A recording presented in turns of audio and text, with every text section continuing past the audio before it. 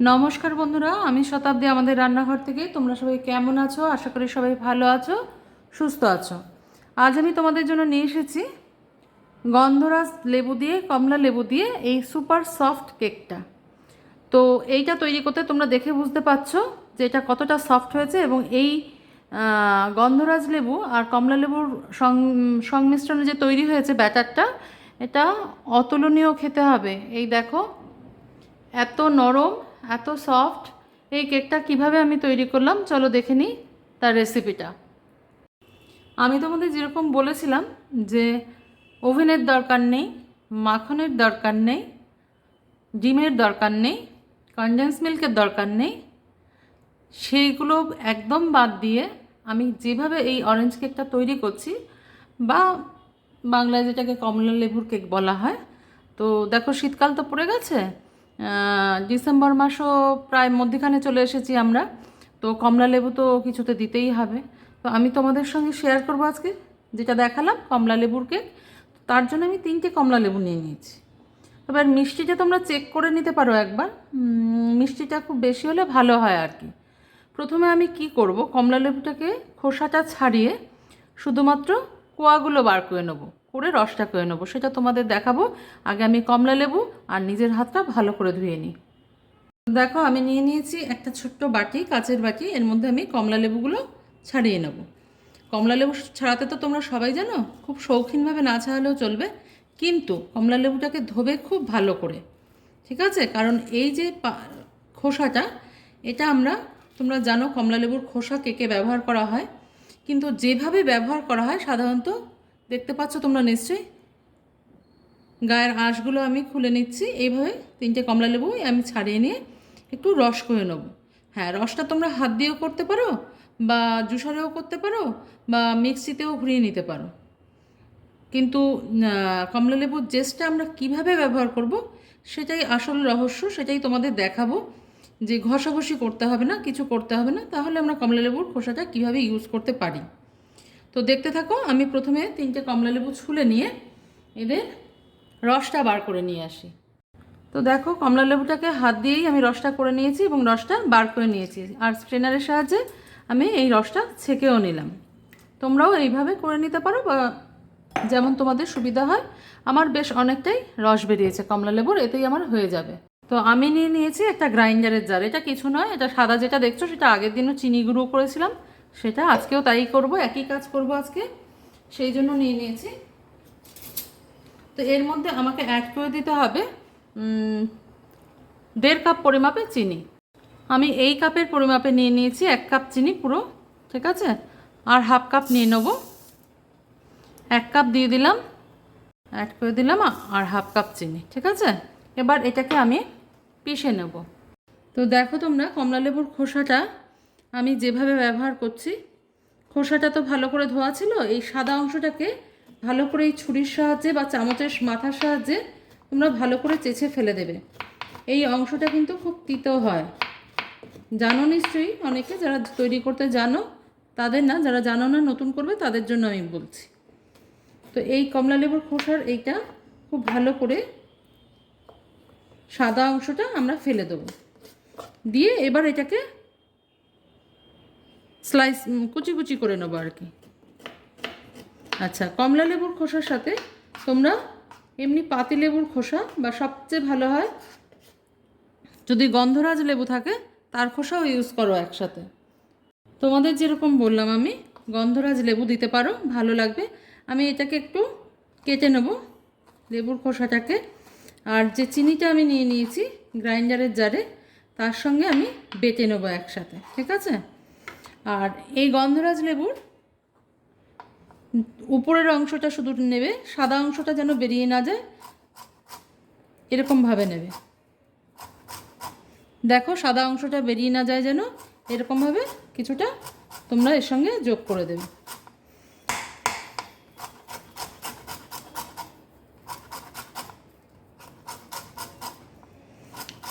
একবার তোমরা একটু কমলা লেবুর কেকের মধ্যে গন্ধরাজের খোসা মিশিয়ে করে দেখবে যে কত সুন্দর খেতে হয়। ঠিক আছে, আমার এইটুকু জোগাড় হয়ে গেছে। এইটুকুতেই আমাদের অনেকটা গন্ধ হবে। এটা আমি বাটবো না, বাটবো আমি কমলা লেবুর খোসাটা। দেখো তোমরা, আমি কমলা লেবুর খোসা শুদ্ধ, চিনি শুদ্ধ, সামান্য একটু দুধ দিয়ে হাফ কাপের মতন ভালো করে ঘুরিয়ে নিয়েছি।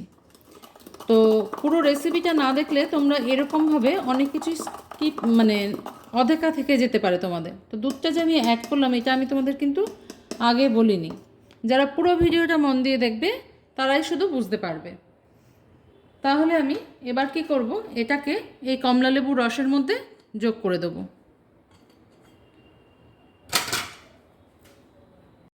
যোগ করে দেব গন্ধরাজ লেবুর জেস্টটা, আর এই চিনি আর দুধ আর কমলা লেবুর খোসা বাটাটা দিলাম। দেখো এর মধ্যে এখনও লেগে আছে, এটা আমি নষ্ট করব না, এটাও আমি যোগ করব ধীরে ধীরে। এবার আমাদের প্রথম যেটা দিতে হবে সেটা হচ্ছে ময়দা। এর মধ্যে আমি এখন 1.5 কাপ ময়দা অ্যাড করে দেবো। 1 কাপ দিলাম আর দেব হচ্ছে হাফ কাপ।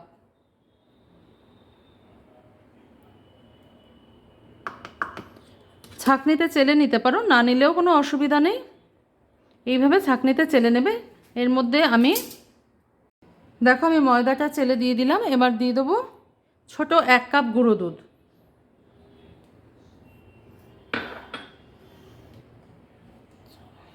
এবার আমরা এটাকে ভালো করে মিশিয়ে নেব। আগে এটাকে খুব ফেটাবার কোনো দরকার নেই, শুধু মিশিয়ে নিলেই হবে। এরকম করে চামচ দিয়ে শুধু মিশিয়ে নেবে। আচ্ছা, মিশিয়ে দেবো ছোট চামচের 1 চামচ, চা চামচের 1 চামচ বেকিং পাউডার আর হাফ চামচ বেকিং সোডা। বেকিং পাউডার আর বেকিং সোডাটা তোমরা মনে রাখবে, তাহলেই হবে। আমি একটু সামান্য কালার ইউজ করবো, এতে তোমরা না করলেও পারো, আমার দেখতে একটু ভালো লাগবে সেই জন্য একটু কালার অ্যাড করে দিলাম। ঠিক আছে, আর দিয়ে দেবো, এটাও অপশনাল, দিলেও পারো না দিলেও পারো, একটুখানি অরেঞ্জ এসেন্স, খুব সামান্য দেবে। দিয়ে এটাকে ভালো করে আবার মিশিয়ে নেব। দেখতে পাচ্ছ রঙটা কি সুন্দর আসছে। অরেঞ্জের সঙ্গে চকলেটও খুব ভালো যায়। তোমরা যদি অরেঞ্জের সঙ্গে চকলেট মিশিয়ে ফ্লেভারের কেক তৈরি করতে পারো, সেটাও খুব ভালো লাগে। বেসটা একই রকম হবে, শুধু ফ্লেভারটা চেঞ্জ হয়ে যাবে।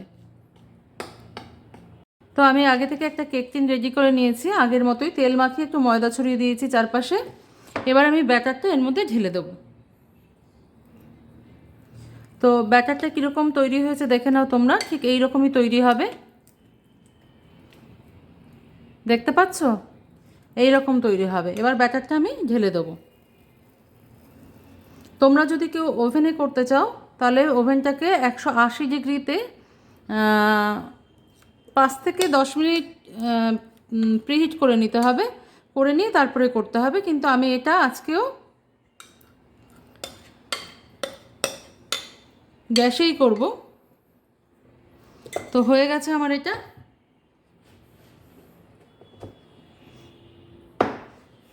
তো এটা আমরা চলো এবার ওভেনে গ্যাসে বসিয়ে দিই। আগের দিনের মতনই আমি একটা কড়াই বসিয়ে নিয়েছি, তার উপরে একটা স্টিলের পাত্র দিয়ে নিয়েছি। তোমাদের কাছে যা থাকবে সেটাই দিয়ে নেবে। এবার আমি এটাকে খুব আস্তে করে এর মধ্যে বসিয়ে দেবো।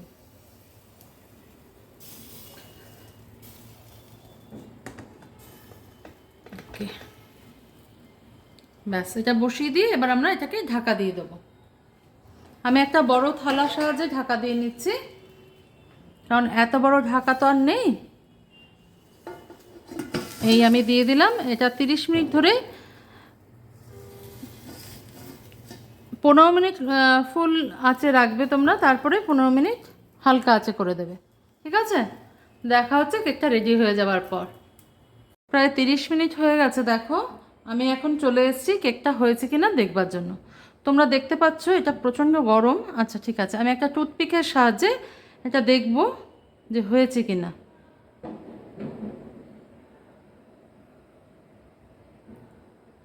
দেখো হয়ে গেছে, টুথপিকের গায়ে আর কিচ্ছু লেগে নেই। আচ্ছা, তোমরা যে কোনো কিছু সাজেই দেখে নিতে পারো। এবং কেকটা কতটা সফট হয়েছে এটা তোমরা দেখেই বুঝতে পারবে, আমি তোমাদের দেখাবো পরে। এটা এখন আমি বন্ধ করে দেবো, বন্ধ করে কেকটাকে আমি উঠিয়ে নেব। খুব সাবধানে করবে যারা নতুন করবে কাজটা। এটাকে আমি উঠিয়ে নেব। দেখো কতটা সুন্দর হয়েছে কেকটা। আমি হাত দিয়ে তোমাদের একটু চেপে দেখাচ্ছি, দেখো কতটা নরম হয়েছে কেকটা। এটা একটু ঠান্ডা হয়ে যাক, এটা আমি একটা র্যাকের উপর রেখে দিয়েছি। এটা ঠান্ডা হয়ে গেলে এটাকে আমি খুলে ওপেন করে নেব। আর তোমাদের যে কথাটা আমি বলতে ভুলে গেছিলাম, তোমরা এর মধ্যে একটুখানি গন্ধরাজ লেবুর রসও মিশিয়ে দেবে। এটা আমার ক্যামেরাটা, আমার দুর্ভাগ্যবশত ক্যামেরাটায় আমি দেখাতে পারিনি, ওঠেনি ছবিটা। ঠিক আছে, এটা ঠান্ডা হয়ে যাক, তারপর আমি ফিরে আসছি। চলো কেকটাকে এবার আমরা খুলে নেব। সাইডের অংশটা আমি খুলে নিয়েছি, এবার এটা আমি উল্টিয়ে নিলাম। দেখো কত সহজেই খুলে গেল। যারা নতুন করছো তারা অবশ্যই সাবধানে করবে। এরকম একটা super soft super moist cake পাবার জন্য দেখে বুঝতে পারছো তোমরা নিশ্চয়ই কতটা এটা সফট হয়েছে। বিনা ডিম, তারপরে মাখন ছাড়া পুরোপুরি ভেজ একটা কেক তৈরি হয়েছে। এবং এটা খেতে কত সুন্দর হয়েছে তোমাদের আমি কেটে দেখাচ্ছি, এটা নিশ্চয়ই দেখে বুঝতে পারছো। আমি তোমাদের একটু কেটে দেখাবো এবার এটা কতটা সফট হয়েছে। ভেতরটা একটু দেখে নাও।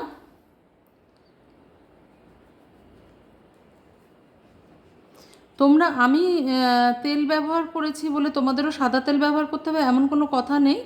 তোমরা কিন্তু মাখনও ব্যবহার করতে পারো, কিন্তু সেটা আনসল্টেড হলে ভালো হয় আর কি। তো কেকটা আমি তোমাদের দেখিয়ে দিচ্ছি। দেখো এখনও গরম ধোঁয়া বেরোচ্ছে, দেখতে পাচ্ছ নিশ্চয়ই। দেখো ভেতরটা। ঠিক আছে বন্ধুরা, আজকে এই পর্যন্তই। পরের দিন দেখা হচ্ছে তোমাদের সাথে অন্য কোনো রেসিপি নিয়ে। তোমরা সবাই ভালো থেকো, সুস্থ থেকো। আজকে এইটুকুই থাক। ভিডিওটা মন দিয়ে দেখার জন্য তোমাদের অনেক অনেক ধন্যবাদ।